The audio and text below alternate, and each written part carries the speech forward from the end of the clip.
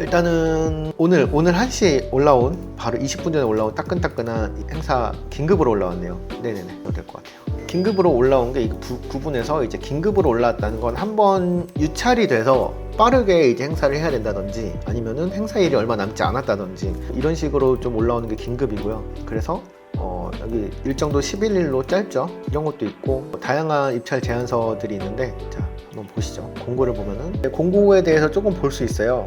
공고 번호, 공고명, 긴급으로 올라왔고, 담당자는 이분이시고, 이제 이분한테 이제 궁금한 거라든지 아니면 디테일한 것들 좀 전화해서 물어봐도 상관없어요. 물어보고, 전자 입찰, 그리고 금액이나 뭐 입찰 마감 일시는 5월 27일이니까 지금 5월 16일이니까 11일 정도 남았네요. 이 정도면은 제안서 쓰기 충분한 시간이고, 이제 이 날짜 전까지는 이제 입찰 제안서랑 가격 제안서들을 이제 제출을 해야 돼요. 그게 개찰 장소는 이제 나라장터로 외부로 투찰을 할 수 있는 신청서를 내면 되는 거예요.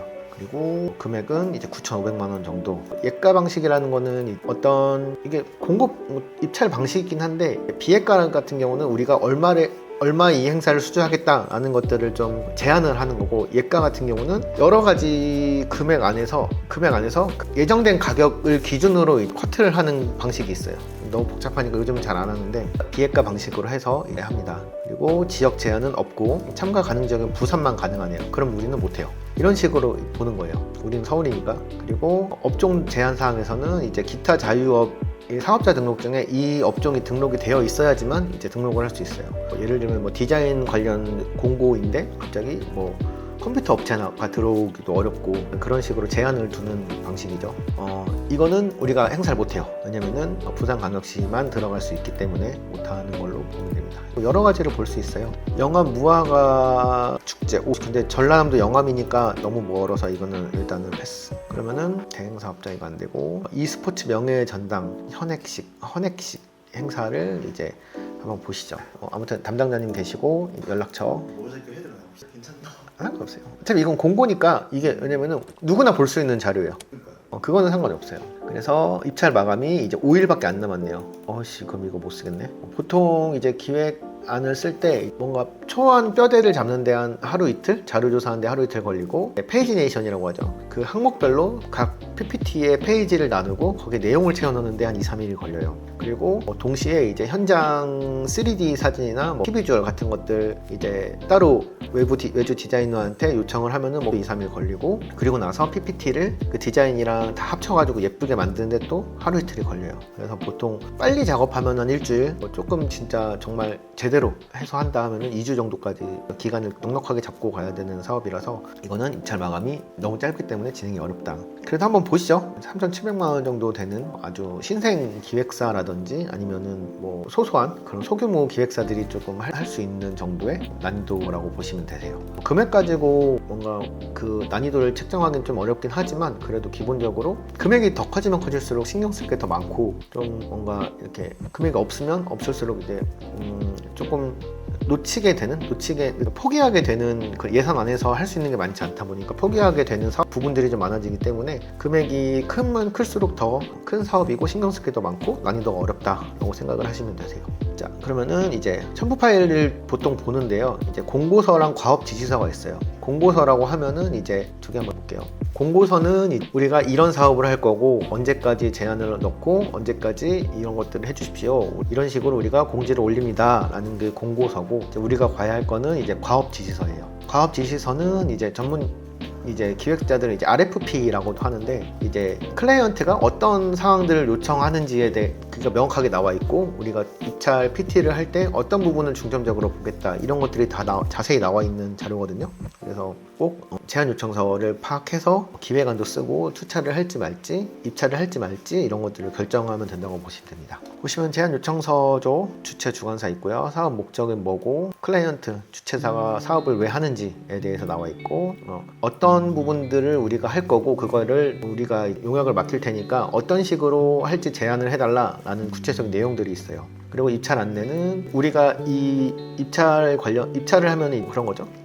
공정한 그런 시스템 안에서 하고 싶어하는 업체들을 다 모아서 누구의 입찰 제안이 가장 좋은지 서로 비교하는 시간이 이제 있는 거죠. 그래서 어떤 식으로 입찰을 할 거고 입찰에는 어떤 자료들을 내야 되며 그 기준이나 점수를 어떤 식으로 하겠다 이런 것들이 좀 잘 나와 있는 게 이제 입찰 안내예요.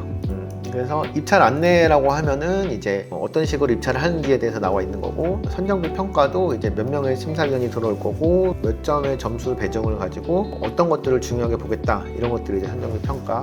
그리고 입찰할 때는 어떤 자료들을 꼭 내셔야 됩니다. 이렇게 잘 정리되어서 이제 제안 요청서가 들어옵니다. 이거를 보고 저희가 일단 입찰을 들어갈지, 그리고 입찰을 들어갈 거면은 제안서를 언제까지 어떻게 써야 되는지, 그리고 그거를 가지고 우리가 가능성이 얼마나 있는지 판단을 해서 기획안을 작성하고, 그리고 사업을 수주하면은 그때부터 이제 프로젝트가 진행된다고 보시면 되세요.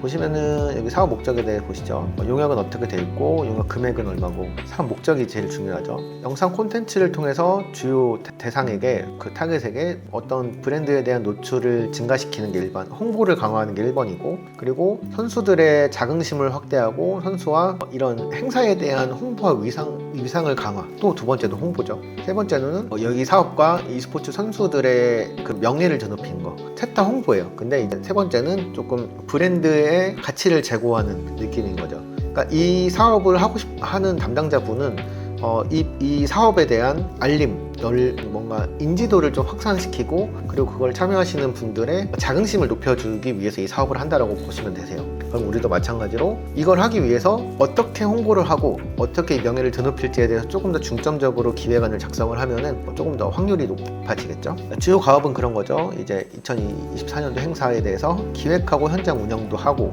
그리고 행사를 생방송으로 이제 중계도 하면서 하이라이트로 이제 후업한 편집도 하는 거죠. 그리고 행사에 필요한 기념패나 트로피 같은 거 제작하는 것까지, 그리고 작년도에 대한 영상 콘텐츠를 제작하면서 13편의 영상을 제작을 하는데 이 금액이라고요? 이거는 너무 말이 안 되는데 네.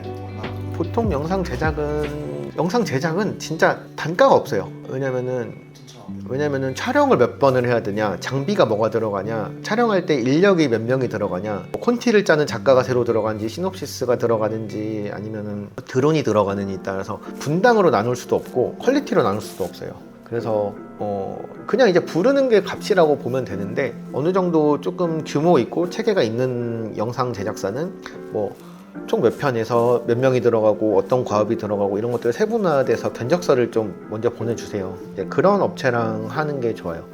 따로 단가가 정해져 있지 않아서 이거 좀 쉽지 않은 영역입니다. 영상 제작도. 상세 과업은 이제 헌액식 행사를 기획하고 운영하는 거, 그리고 행사 중계 하이라이트 제작하는 거, 그리고 기념패 트로피 제작하는 거. 그러면 이렇게 보통 10개에서 한 15개 정도의 트로피를 제작해야 되는 거. 과업이나 예산이 여기서 정리가 되죠. 그리고 전시 자료도 제작하고 프로필 사진도 촬영을 해야 된다 하는 것들도 이제 과업 안에 들어가는 거예요. 그리고 이렇게 찾아가는 시상식 영상을 13편에 대해서 1분 이내로 짧게 영상을 제작하는 거구나. 그러면 그 예산 안에 가능하겠죠. 썸네일 제작하고, 거의 다 13편이 따로가 아니라 그냥 간단하게 그냥 내용 소개 간단하게만 들어가는 정도라서 13편이 제작이 될 겁니다. 결과 보고 및 정산하고, 이제 여기서는 대관료나 전기 인터넷 사용료, 음향 시스템 같은 것들은 다 지금 되어 있으니까 우리가 예산이나 과업에 포함을 안 해두면 돼요. 이것만 읽어봐도 우리가 어떤 것들을 해야 되는지에 대해서 좀 명확하게 정리가 되죠. 그걸 가지고 기획안을 어떻게 쓸지가 방향이 정해진다고 보시면 되세요. 자, 조금 더 보시면은 이제 입찰은 이제 언제부터 언제까지,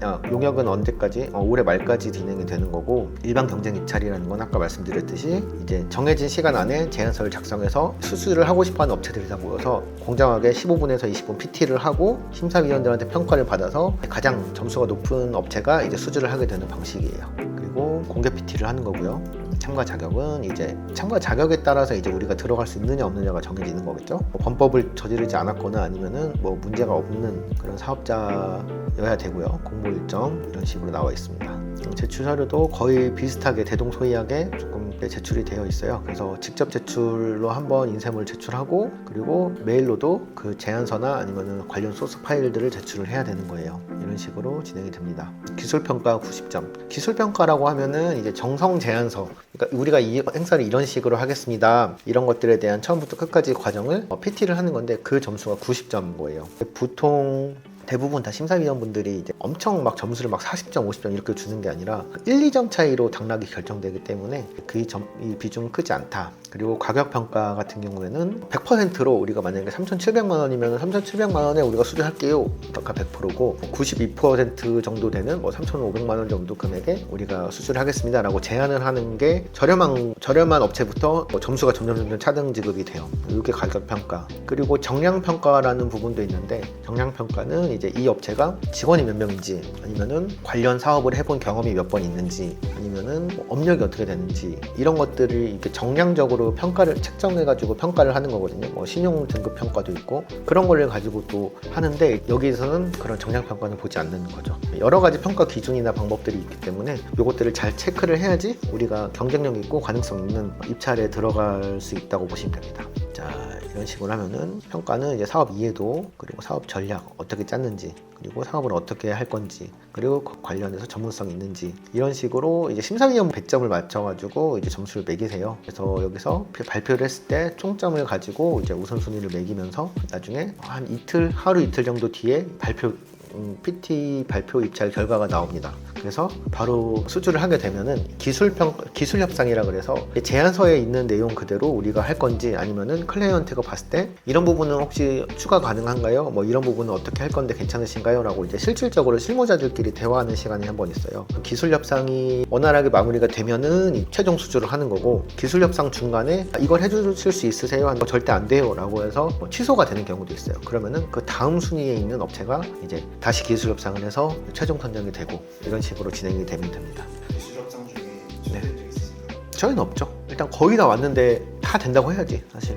그리고 클라이언트들이 대부분 클라이언트 분들이 일을 잘하고 싶어 하세요. 근데 이제 이쪽의 전문 분야가 아니다 보니까 조금 본의 아니게 과한 요구를 하시는 경우도 있고 그러면 이제 좋게 이건 이런 상황이 있는데 이런 예산 때문에 좀 어려울 것 같습니다. 대신 이런 방식은 어떠세요? 이런 식으로 조금 유하게 조금 넘어가는 편이에요. 근데 이제 클라이언트 분들이 가끔 악마가 되는 경우가 있어요. 그거는 행사를 기획하고 준비하는 과정에서 전혀 소통이 없다든지 아니면 뭐가 마음에 안 드는 거야. 그러니까 좀 잘했으면 좋겠는데 잘 못하니까 조금 더 자꾸 한 번 더 체크를 하게 되고 조금 더 뭔가 수용적인 태도가 아니라 왜 이걸 해주지 않았느냐 약간 그런 강압적인 태도가 되는 경우가 되게 많아요. 참 아쉽죠. 기획사도 되게 처음부터 잘하고 클라이언트도 되게 좀 뭔가 잘 수용적으로 좀 대응해주고 해서 좀 유한 관계로 행사가 잘 마무리가 되면 되게 좋은데 그렇지 않은 경우가 되게 많이 있죠. 그렇죠. 아무래도 친구끼리도 같이 사업을 하면 안 되는데 같은 일을 하면 안 되는데 처음 보는 사람들끼리 이거를 맞춰가면서 하는 게 얼마나 힘들겠어요. 쉬운 일이 아니에요. 보통 이런 거 하면 경쟁률이 얼마? 보통 유찰되는 사업도 많고요. 유찰이라고 하면은 그러니까 입찰을 했는데 아무도 신청을 안 왔거나 아니면은 단일 입찰이라고 해서 한 명만 입찰을 하면은 유찰이 돼요. 그래서 2명 이상이 입찰이 돼야지 입찰 심사가 진행이 되고 그래서 유찰이 되는 경우도 많고 보통 2대1이나 뭐 3대1 정도 소규모 사업들은 그렇고 정말 재밌고 포트폴리오가 될 만한 좋은 사업들은 10대1, 10대1까지 봤어요. 근데 10대1까지 가는 경우는 많지는 않고 보통 5대1, 6대1 이 정도까지 가는 것 같아요. 가장 경쟁률 심했던 거 붙은 거지. 저희는 사실 입찰을 많이 안 했어요. 이게 입찰을 안 하는 이유가 뭐냐면은 될지 안 될지도 모르는 사업을 위해서 2주가 되는 시간 동안 이거 하나에만 몰입을 하는 게 너무 체력적으로도 그렇고 회사 입장에서도 그렇고 너무 리스크가 큰 거예요. 되면은 다행인데 너무 짧게 했으면 일주일 동안 이것만 입찰 제안서를 작성한 거예요. 근데 보통 기획사에서 좀 잘한다 싶으면은 40%? 그러니까 10개를 제안을 넣으면은 4개 정도 붙으면 잘하는 거예요. 경쟁이 쉽지 않아요. 그리고 보통 좀 초기 같은 경우는 뭐 20%? 20% 정도니까 열심히 이렇게 했어요. 팀원들이랑 같이 했는데 안 됐어. 또 안 됐어. 3번 정도 안 되면 멘탈 바스라지거든요. 뭐 수능이나 뭐 이런 공무원 국가고시 그 정도 급은 아니지만 그래도 열심히 준비했는데 좀 원하는 결과가 안 나오면 되게 힘들고 거기 또 들어가는 비용도 되게 많거든요. 디자인이나 현장 연출 컷이나 이런 것들도 몇백만 원씩 들어가는데 함부로 이제 입찰을 제안을 하기가 참 쉽진 않다. 그래서 좀 작년까지는 안 했는데 좀 제가 깨달음을 이번에 좀 얻어가지고 이제 제안서를 열심히 작성을 하려고 이제 생각하고 있습니다. 무조건 되는 법? 그런 거보다는 이거는 언레코디드 기업 비밀이니까 어떻게 보면 정말 아니 그러니까 여기서 한번 편집할 때 안 하면 되니까 뭐냐면은 이제 아까 말했듯이 제안서 했을 때 일주일 걸리잖아요. 근데 이게 제가 제안서들을 한 50개 60개를 다 보니까 일정한 틀이 있어요. 그리고 핵심 공식이 있더라고. 제가 지난 몇 달 동안 그 전체 5, 60개 되는 기획안을 다 한 페이지 한 페이지씩 나눠가지고 다 세분화했어요. 그렇게 하니까 대충 이것들을 모두 아우르면서 뼈대가 있는 핵심 그 플로어를 만들어온 거예요. 그러니까 이것만 있으면 2, 3일이면 제안서가 하나 나올 수 있어요. 그러니까 2, 3일 만에 제안서를 하나 쓰면 할만한 거지. 그리고 퀄리티도 나쁘지 않은 제안서인 거야. 막 쓰는 게 아니니까. 디자인도 해야 돼. 그거는 이제 제가 다 할 수 있으니까. 연출샷 같은 거는 한 컷당 20만 원, 30만 원씩 해서 한 6, 7장 해서 외주를 주거든요. 그거는 제가 다 해요. 그리고 디자인도 제가 원래 이것도 TV전 하나 만드는데 100만 원 정도 해요. 50에서 100만 원 정도. 근데 그거를 제가 A로 만드는 거를 또 해놨어요. 그러니까 이제 2, 3일에 하나씩 나올 수 있는 틀을 만들어 놨기 때문에 이제 계속 찍어내는 거죠. 그러면 일이 있으면 이제 PM들을 하나씩 붙여서 이제 프로젝트를 해 나갈 수 있게. 그러려고 지금 요즘 그래서 서류 작업들을 엄청 하는 거예요. 자, 다시 돌아가서 자 그러면은 이걸 가지고 제안서를 써야겠죠. 다 대동소이란 내용이어서 제 입찰 참가 신청서를 작성하고 어떻게 하겠다. 일반 연역이랑 실적 총괄표 이런 것들은 한번 보시면 다 아실 거고 아직 이 여러분들이 쓰는 건 아니에요. 사실 이거는 경영 지원실이나 팀장급들이 이런 것들 다 작성을 하시기 때문에 팀원들은 이제 들어가시면 이제 입찰 제안서를 써야 되겠죠. 입찰 제안서를 쓰는 구조에 대해서 간단하게 설명을 드릴게요. 이런 것들이 사실 궁금할 거예요. 저는 엑스마인드라는 프로그램을 씁니다. 이게 굉장히 디자인도 깔끔하고 쓰기가 편해요. 씁니다.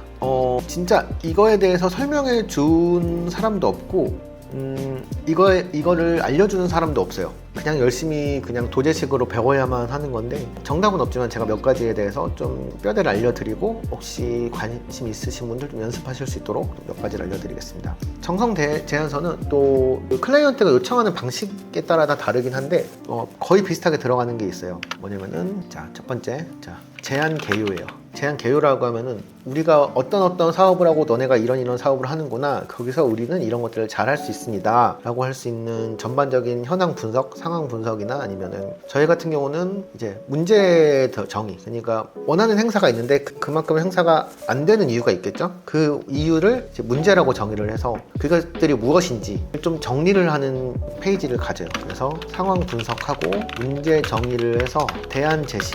그 중에 여러 가지 문제들이 있겠지만 그것 중에 우리가 이거는 어떤 식으로 해결이 가능해요. 이런 식으로 이제 어떤 컨설팅을 하는 거겠죠. 그런 제안에 대한 전반적인 방향성을 잡는 게 하나 있고 두 번째는 제안 업체 일반. 이게 뭐냐면은 이거를 제안을 할 건데 보통은 무기명으로 해요. 그래서 회사명을 보통 쓰지 않게 그냥 심사위원들이 어떤 회사랑 친할 수도 있으니까 그런 것들을 무기명으로 회사명을 다 땡땡땡으로 처리한다든지 뭐 그런 식으로 무기명으로 하는데 일단은 제안 업체 일반 사항들이 있겠죠.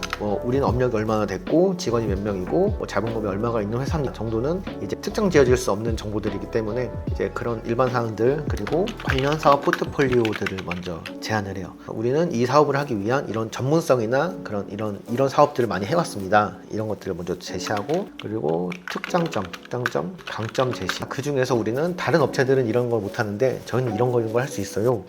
많은 것들을 좀 강점을 제시를 해요. 그러면서 우리는 이런 업체예요. 대충 이해가 되죠? 이제 전반적인 제안은 이런 식으로 우리가 할 건데요. 그걸 우리가 할 수 있는 전문 인력이나 그런 능력을 갖고 있습니다. 그리고 나중에 이제 사업 전략 제시. 그래서 방향은 이렇게 잘 건데 메인 전략. 그러니까 그 중에서 우리는 어떤 이런 부분 홍보에 조금 더 초점을 맞춰서 행사를 진행할 거예요. 혹은 뭐 운영적인 부분에 대해서 안전관리를 정말 잘할 수 있어요. 그거에 신경 써서 하겠습니다 하는 세부 방향성을 정하는 거겠죠. 그리고 전략 세 계획을 이제 세 가지 정도를 세부 전략 3. 그러니까 우리는 뭐 홍보를 할 건데 전략 1 인스타그램을 할 겁니다. 인스타그램 이런 식으로 할 거예요. 전략 2 유튜브 채널을 팔 거예요. 이런 식으로 하고 전략 3 이런 식으로 세 가지 세부 계획들을 좀 제시를 제시를 해요. 이게 사실은 이 제안의 핵심이 되겠죠. 이 핵심이 각자 A업체, B업체, C업체가 다 다르니까 그 중에서 가장 설득력 있고 매력적인 제안을 픽한다고 보시면 되세요. 여기를 가장 좀 중요하게 체크를 하셔야 된다. 그리고 나서 이제 사업 운영 계획, 이게 뭐냐면은 이제 이런 전략을 가지고 어떤 식으로 사업을 꾸려 나갈 거예요에 대한 대략적인 그런 청사진을 그려주는 과정이 필요해요. 이거는 보통 되게 여러 가지 기업마다 어떤 식으로 운영하는지 스타일에 따라 다르긴 한데, 저희 팀플기획, 저희 회사는 이 운영 계획 프로세스를 이 국제 표준 규격에 맞춰가지고 정리를 해놓은 게 있어서 그걸 대해서 간단하게 설명을 드려볼게요. 일단은 일정 관리, 전체 일정 중에서 프로젝트 단계 중에서 이쯤에는 뭘 하고 이쯤에는 뭘 하고 이거 뭘 하고, 그런 것들에 대한 계획이랑 행사에 대한 몇 시에는 뭐 하고 몇 시에는 몇 시에는 뭐 하고, 이렇게 큰 틀을 먼저 잡아요. 그리고 공간 관리, 어디에서 하고 그 공간을 어떻게 조성하고 어떻게 배치하고 어떻게 연출해 나갈지에 대해서 좀 다 정리를 하고, 그 다음에 뭐 안에 있는 내용이 이제 시상식일 수도 있고 공연일 수도 있고 뭐 퍼포먼스일 수도 있고 포럼이나 강연일 수도 있고, 그런 것들에 대해서 어떤 식으로 운영을 해 나갈지 조금 구체적으로 잡는 편이고, 두 번째는 홍보 관리. 그래서 그런 완성된 정리된 것들을 이제 홍보를 어떤 식으로 어떤 채널에 어떤 타겟한테 할지, 그런 것들을 좀 정리를 합니다. 그리고 마지막으로는 디자인 관리. 그래서 이 행사에 대한 전체적인 컨셉은 이런 색감이나 이런 느낌이니까 그것들을 잘 아울릴 수 있는 비주얼이나 간단한 이제 베리에이션 작업한 것들을 좀 보여드리면서 좀 경쟁력을 좀 확보하죠. 녹음기 잘 돼 있어요. 자, 그리고 이제 기타 사항에 대해서도 보통 여기에 있는 플로우면 다 가져가는데, 기타 사항에서는 뭐 특별 제안도 있고 아니면은 뭐 기념품, 시상식 이런 것들도 있을 거고, 아니면은 뭐 협력 인프라 이런 것들도 있을 거고, 안전관리, 뭐 현장 운영 이런 것들을 이제 이 틀 안에서 순서에 맞게서 배열을 해서 기획안을 작성하면은 하나의 기획안이 나올 수 있어요. 이게 가장 기본 사항이에요. 이것만 알고 있으면은 여러분들 언제든지 기획안을 조금 잘 쓸 수 있다 인 거고, 좋아요, 구독, 알람 설정을 눌러주시면 이 원본 자료를 드릴 수 있도록 하겠습니다. 네, 이 정도로 제안서를 씁니다. 이거 쓰고 하나 더 쓸 건데요. 이제 그거 가지고 실제 기획하는 거 보여주려고 저장해 놓을게요. 바탕화면 해놓을게요. 조금 변형해가지고 행사 기획할 때 양식. 기업 비밀을 이렇게 아니, 사실 제가 할 거는 이제 언제 어디서 뭐 할 건지 여기다가 좀 말씀해 주시고 엑셀에다가 그냥 채워놔 할 건데 이렇게까지 할 거. 아니야. 그 쓰고 필요하면 내가 강의도 해줄 수 있어요. 내 강의 100만 원 받고 가거든요. 이거 다음 주다. 다음 주에 강의 가야 되는데 11일 강의 제안서 써야 되는구나. 강의 제안서 써야 돼. 큰일 났다. 아무튼 해줄 수 있으니까 이거는 갖다 쓰세요. 자, 두 번째. 자, 이제 우리가 대충 뼈대는 알았죠? 이걸 가지고 이제 실제로 어떻게 하는지에 대해서 조금 간단하게 설명을 드려볼게요. 자, 그러면은 진짜 이제 하는 것 같죠? 예, 여기는 명예전당 헌액식. 자, 전당 헌액식. 자, 요거를 가지고 이제 제안서 뼈대를 만들 거예요. 뼈대를 먼저 만들고, 이제 왜 뼈대를 먼저 만든 이유는 뭐냐면, 이제 바로 PPT나 파워포인트 같은 거에서 이제 페이지를 만들면은 제일 먼저 헷갈리시는 게 디자인이랑 내용을 같이 작업을 하다 보니까 되게 헷갈려요. 그러니까 내용은 메시지고 디자인은 컨셉인데, 이게 메시지랑 컨셉이 항상 혼동하는 경우가 되게 많거든요. 처음부터 메시지를 명확하게 잡아두고 내용을 명확하게 잡아둔 다음에 그게 완성이 된 다음에 그거에 컨셉을 씌워야지 안정적으로 이게 구성이 되지, 할 때마다 메시지와 컨셉이 헷갈려 버리면은 되게 항상 헷갈릴 수가 있어요. 그래서 조금 뼈대를 먼저 잡고 내용을 채운 다음에 이거 한번 제안서 작성 플로우 1번. 자, 오른쪽으로 해둔 다음에 1번은 이제 제안 요청서 파악하고 결정이 되면은 이게 아닌가? 제안서 요청을 파악하고, 두 번째로는 기획 상황 분석을 먼저 해요. 그래서 이게 작년에는 어땠고 뭐 관련해서 어떤 사업이 있고 사업이 어떤지 이런 것들을 좀 먼저 보여준 다음에, 그 다음에 메인 메시지를 설정을 하겠죠. 이 행사는 이렇게 해야 됩니다, 혹은 어떤 전략을 가지고 이렇게 해야 됩니다 를 먼저 정하고, 그 다음에 세부 메시지, 세부 전략을 먼저 짜요. 여기는 일단 1번 홍보, 2번 운영, 3번 안전, 이런 식으로 이제 그 안전 세부 홍보들을 어떤 식으로 풀어나갈지에 대해서 좀 정리를 해요. 그 다음에 페이지 네이션을 합니다. 페이지 네이션이 뭐냐면은 파워포인트에 빈 파워포인트에 페이지마다 그냥 제목만 넣는 거예요. 그래서 이 내용이 이제 한 파워포인트 간제는 하나의 메시지만 들어가야 되거든요. 그래서 그런 메시지들이 합쳐서 하나의 문장이 되고, 그게 설득하는 메시지가 되고, 그게 기획안이 되는 거예요. 페이지 네이션을 하면서 각 페이지에 어떤 내용들이 들어가야 되는지에 대해서 먼저 제목 먼저 쓰고, 이것도 제목 먼저 쓰고, 그 다음에 내용을 먼저 채워요. 그 다음에 구성을 만들어요. 예를 들면 여기서 안전관리에 대한 페이지야. 제목을 썼죠. 내용은 안전관리는 뭐 뭐 상황적 안전 발생이 있고, 아니면은 뭐 코로나 같은 대응 방안이 있을 거고, 아니면은 안전사고가 생겼을 때 어떻게 대처할지, 아니면 어떻게 예방할지, 이런 식으로 내용들이 있잖아요. 그런 것들 일단 다 넣은 다음에 그게 내용이에요. 그 다음에 구성 같은 경우에는 그것들을 어떻게 대조를 해서 구성을 할지, 아니면은 뭐 이미지를 넣을지, 아니면은 네 칸으로 나눌지, 그런 것들을 채운 다음에 내용을 다 정리를 하고 그 다음에 디자인 작업을 합니다. 그게 페이지네이션 작업이에요. 그리고 나서 디자인 작업을 하고, 그 다음에 정량 평가 작성하고, 그 다음에 주차를 합니다. 그리고 오탈자 검수를 하고 주차를 해요. 이 과정으로 진행이 됩니다. 자, 그러면 우리는 명예전장 헌액식에 대해서 어떻게 될지 이제 제한 방향 설정 해야겠죠. 일단은 상황을 먼저 봐야 돼요. 상황은 작년 행사, 지난 행사가 어땠는지, 그리고 클라이언트의 목표가 무엇인지, 그리고 우리의 과업이 무엇인지, 그리고 나서 문제 상황을 정리를 해요. 그게 뭐냐면은 일단 어떤 목표가 있으니까 이 돈을 들여가면서 이 행사를 하겠죠. 뭐 예를 들면 뭐 인지도 제고라든지, 아니면은 홍보라든지, 아니면은 참여하시는 분들의 뭐 그런 유대감 결속력을 증가한다든지, 그런 목표들이 있는데 그 목표들을 이루지 못하는 이유가 있을 거예요. 그게 문제 상황이라고 보는 거죠. 왜냐면 우리가 콘텐츠가 재미가 없어, 혹은 이게 인스타 채널이 없기 때문에 알려져 있지 않았어, 혹은 사람들이 관심이 없어, 이런 식으로 여러 가지 원인들이 있을 거예요. 그런 상황들을 정의를 해서 대안 방안 제시를 해주는 거예요. 채널이 없기 때문에 홍보가 안 되는 거야. 그러면 우리가 채널 만들어 줄게. 혹은 사람들이 관심이 없기 때문에 이게 홍보가 안 되는 거야. 그러면 사람들의 관심을 끌 수 있는 방법이 뭐가 있을까? 뭐 온라인 이벤트를 해볼까? 그 이벤트를 해볼게요. 이런 식으로 대안을 제시를 하는 게 이제 전략이라고 볼 수 있는 거죠. 이 과정이 제일 중요해요. 이것들을 먼저 단 다음에 이제 기업 제한, 일반, 이거는 그냥 항상 우리가 갖고 있는 정보들, 일반 정보나 관련 포트폴리오, 우리의 특장점, 이런 것들을 또 제안을 한 다음에 이제 전략 제시인 거죠. 그러니까 여기서 이제 문제 상황이 정의가 됐으니까 이제 우리는 사람들이 예를 들면 메인 전략을 잡아야겠죠. 메인 전략이 뭘까? 우리는 분명히 보고 좋아요 할 수 있는 시상식을 만들 거다. 생방송 라이브도 하고 있었으니까 하는 시상식을 만들겠다. 그러면 이 메인 전략은 또 하나의 메시지로 나머지의 흐름들이 다 흘러가는 거예요. 공간은 사람들이 좋아할 만한 공간, 장소도 일정도 사람들이 볼 만한 일정, 디자인도 사람들이 좋아할 만한 디자인, 이런 식으로 다 하나의 메인 메시지가 정해져 있으면 이제 그거를 따라서 모든 방향성에 통일감 있게 운영이 돼야지만 이제 안정적이고 퀄리티 있는 제안서가 나옵니다. 그리고 세부 전략. 그러면은 10명이 보고 싶어하는 시상식을 이제 어떻게 만들지에 대해서 전략들을 세워야 돼요. 일단 많은 사람들이 볼 수 있는 제안 1, 제안 3. 저희는 항상 3가지로 나눠가지고 제안을 하거든요. 이거는 보통 다들 그렇게 하시는데 하나의 메시지를 가지고 3가지의 그런 세부 계획을 짜면은 되게 안정적이고 좀 빠짐없는 구성이라고 보시면 되세요. 예를 들면은 많은 사람들이 있는 플랫폼에 방송을 하겠다 라든지, 제안 2번에는 사람들이 좋아하는 인플루언서를 섭외하겠다, 혹은 사회자로 두겠다. 3번째로는 사람들이 보면서 얻어갈 수 있는 기념품이나 이벤트를 만들겠다. 그러면은 딱 정리가 되죠. 1000명이 보고 싶어하는 시상식을 만들 거예요. 왜냐면은 여태까지 상황에서는, 지난 행사에는 200명밖에 안 봤거든. 그러면은 우리는 1000명이 볼 수 있는 시상식을 만들 거니까 이거를 동의하시면은 저희를 뽑아주세요. 저희랑 같이 일을 해요. 라고 하면서 3가지 제안을 가져가는 거예요. 1000명이 보고 싶어 할 수밖에 없는 전략들인 거겠죠.